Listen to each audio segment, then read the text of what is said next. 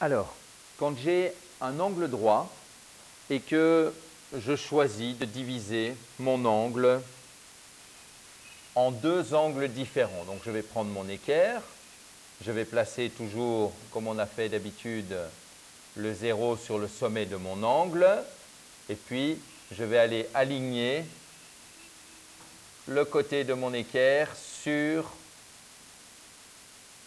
la demi-droite qui me sert de côté d'angle. Donc là, je vois bien que j'ai un angle de 90 degrés et je décide de tracer un angle de 35 degrés. Donc je vais mettre une petite marque au niveau du 35. Ensuite, je vais bouger mon équerre en maintenant bien le 0 sur le sommet de l'angle. Je vais jusqu'au 35 et quand j'ai fait ça, je vais tracer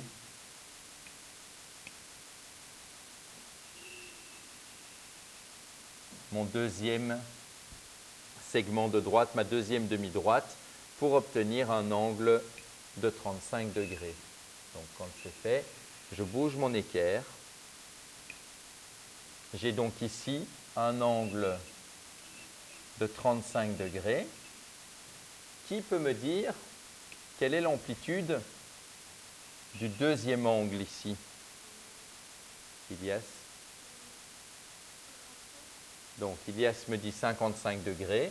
Puisque mon angle rouge fait 90 degrés, je vais devoir faire 90 degrés moins 35 degrés.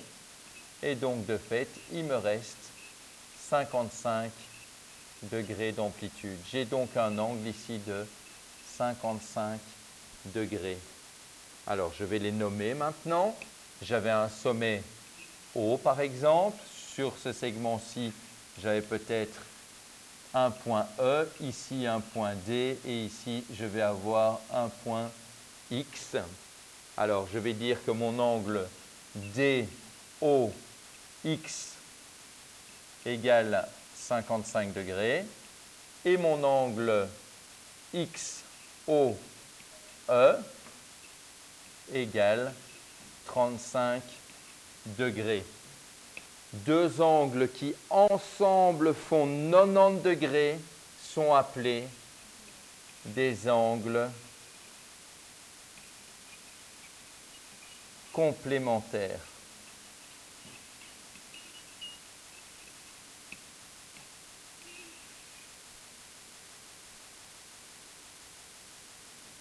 On va appeler angle supplémentaire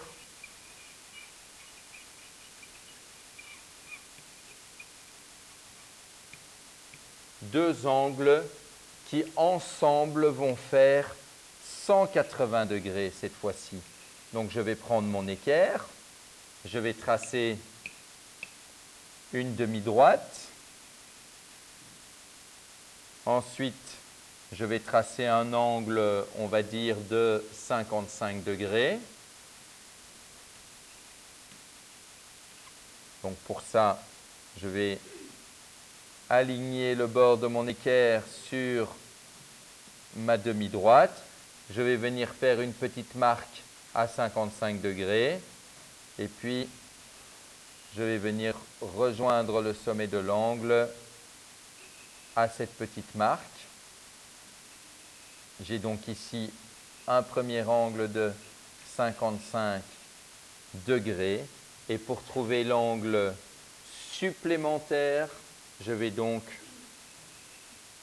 devoir trouver combien il me manque à 180 degrés quand j'ai enlevé 55 pour avoir mon angle supplémentaire. Donc j'aurai un angle 180 moins 55, ça me fera un angle de 125 degrés. Donc je vais venir reprendre mon équerre. Je remets le 0 sur le sommet de l'angle. Je vais aligner un des côtés ici et je vais voir en faisant donc ma deuxième demi-droite, je vais bien voir que sur le bord de mon équerre, j'arrive donc ici, ce qui représente 125 degrés. On parle ici de deux angles qui sont supplémentaires, donc un de 55 et un de 125 degrés. Ensemble, ils font tous les deux 180 degrés. Il ne me reste plus qu'à les nommer, donc je vais dire que le sommet ici est A, ici j'ai un point B, là j'ai un point F, et ici je pourrais avoir un point G. L'angle GAF égale 125 degrés. L'angle FAB est égal à 55 degrés. Ensemble, ils font 180 degrés. Et c'est donc l'angle G, le sommet qui est identique aux trois angles, et enfin la dernière lettre ici, GAB, qui est égale à 180 degrés.